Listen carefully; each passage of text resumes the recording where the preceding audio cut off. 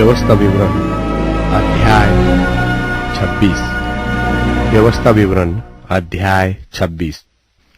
फिर जब तू उस देश में जिसे तेरा परमेश्वर यहोवा तेरा निज भाग करके तुझे देता है पहुंचे और उसका अधिकारी होकर उसमें बस जाए, तब जो देश तेरा परमेश्वर यहोवा तुझे देता है उसकी भूमि की भांति भांति की जो पहली उपज तू अपने घर लाएगा, उसमें से कुछ टोकरी में लेकर उस स्थान पर जाना जिसे तेरा परमेश्वर यहोवा अपने नाम का निवास करने को चुन ले।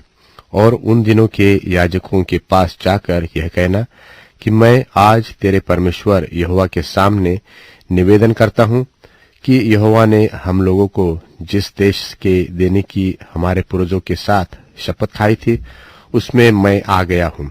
तब याजक तेरे हाथ से वह टोकरी लेकर तेरे परमेश्वर यहोवा की वेदी के सामने धर दे।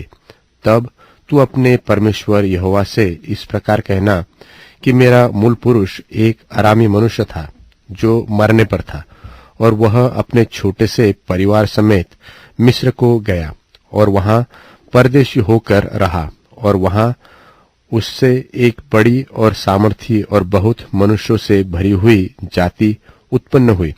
और मिस्रियों ने हम लोगों से बुरा बर्ताव किया और हमें दुख दिया और हमसे कठिन सेवा ली, परंतु हमने अपने पूर्वजों के परमेश्वर यहोवा की दुहाई दी, और यहोवा ने हमारी सुनकर हमारे दुख, श्रम और अंधेर पर दृष्टि की।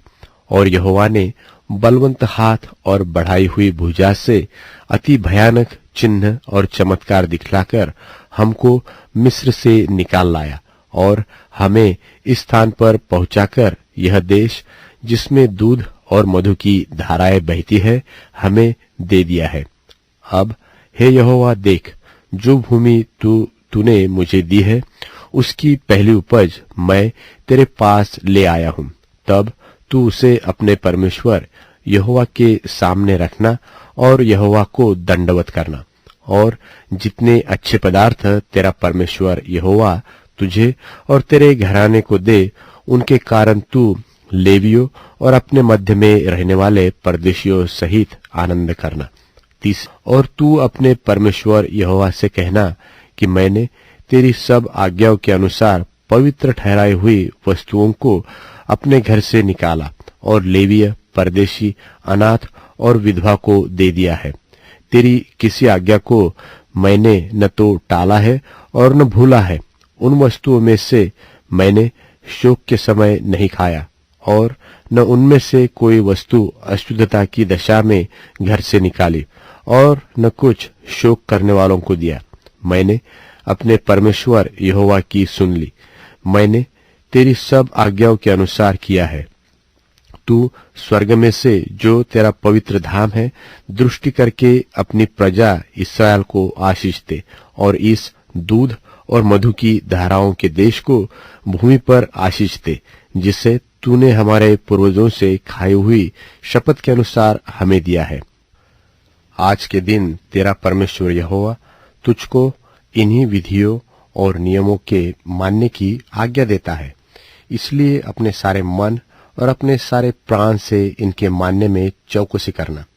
तूने तो आज यहोवा को अपना परमेश्वर मानकर यह वचन दिया है कि मैं तेरे बनाए हुए मार्गों पर चलूंगा और तेरी विधियों, आज्ञाओं और नियमों को माना करूंगा और तेरी सुना करूंगा।